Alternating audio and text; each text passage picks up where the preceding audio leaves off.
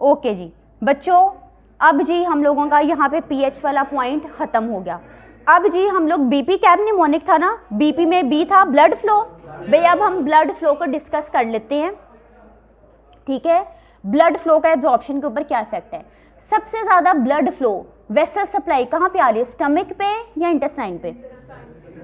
Very good, intestine पे आ रही है बच्चों। यू नो कि प्रोटीन्स की डाइजेशन स्टमक में हो रही है, कार्बोहाइड्रेट्स और लिपिड की डाइजेशन जैसा आप लोगों ने फिजियोलॉजी में पढ़ा इंटेस्टाइन में हो रही है। ज़्यादा न्यूट्रिएंट्स आ रहे हैं, उन न्यूट्रिएंट्स को सिस्टमिक सर्कुलेशन तक लेकर जाने के लिए we have more capillaries, we have more blood supply in the intestine. तो जी इंटेस्टाइन विल रिसीव, आपके बुक में लिख दिया, this will receive the more blood flow, ठीक है। भाई मोर ब्लड फ्लो आ रहा है, ज़्यादा ब्लड आएगा, जल्दी जल्दी न्यूट्रिएंट्स को पकड़ा जाएगा, सिस्टमिक सर्कुलेशन में लेता जाएगा। तो एब्जॉर्प्शन मैक्सिमम कहाँ पर होगी, इंटेस्टाइन से जी आपकी एब्जॉर्प्शन ज़्यादा होगी। फिर भी आप लोगों ने, अब फिजियोलॉजी इज़ इंपॉर्टेंट। अगर मैं आपको स्टेज पे बताऊँ ना तो बहुत से फिजियोलॉजी का वर्ड आ गया शॉक। अब इतना टाइम नहीं है कि हम शॉक की टाइप पे ऊपर जाएँ।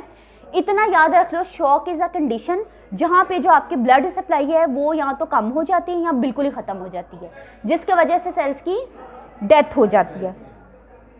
यहाँ पे जी शॉक की कंडीशन में क्या होगा, there will be the reduced blood flow.